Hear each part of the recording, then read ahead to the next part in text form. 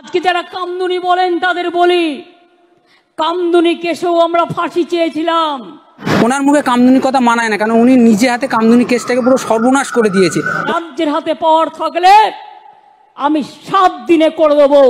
যারা ধর্ষক করবে তাদের একমাত্র শাস্তি ফাঁসি, ফাঁসি, ফাঁসি, আর কিছু নয়। মাননীয় মুখ্যমন্ত্রী কোনোবারেও আমাদের কেসে উনি ফাঁসি চাননি। কারণ যারা ঘটনাটা ঘটিয়েছিল, আনসার আলী তার সহকর্মী, আনসার আলী কে ছিল আমাদের গ্রামের প্রধানের ভাইপো, তাই ওরা টিএমসি পার্টি করে বলে তাই আজকে মুখ্যমন্ত্রী ওদেরকে ছেড়ে দিয়েছে। মুখ্যমন্ত্রী বলে এক করে এক।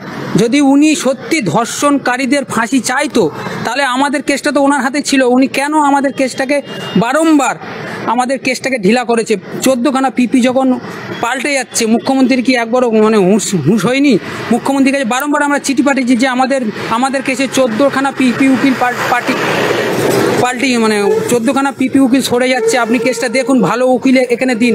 মুখ্যমন্ত্রী আমাদের কোনো উত্তরই দেয়নি। এখন বলছে কামদুন নিয়ে কিছু বলবেন না। কামদুন নিয়ে যারা বলছে তারা হলো ন্যায় বিচার চাওয়ার জন্য বলছে, কিন্তু কামদুনি আপনার মুখে মানায় না, কারণ আপনি পুরো কামদুন কেসটা নিজে হাতে তাদেরকে জেল থেকে বা কোর্ট থেকে তাদেরকে আপনি বার করেছেন। আপনি ধর্ষণ করুন, খুন করুন, যাই করুন, যদি আপনি তৃণমূল করে থাকেন তাহলে আপনার 7 খুন যে 4 জন ছাড়া পড়ে সেই 4 জনকে আবার ঢোকাক, তাহলে বলবো মুখ্যমন্ত্রী ধর্ষণের পক্ষে, ধর্ষণের বিপক্ষে না। আমি তো এখন বলবো মুখ্যমন্ত্রীর পুরো ধর্ষণ যারা হয় তাদের পক্ষে না, কিন্তু যারা ধর্ষণ করে মুখ্যমন্ত্রী তাদের পক্ষে। এই রায় হাইকোর্টে গিয়ে কি করে চেঞ্জ হয়?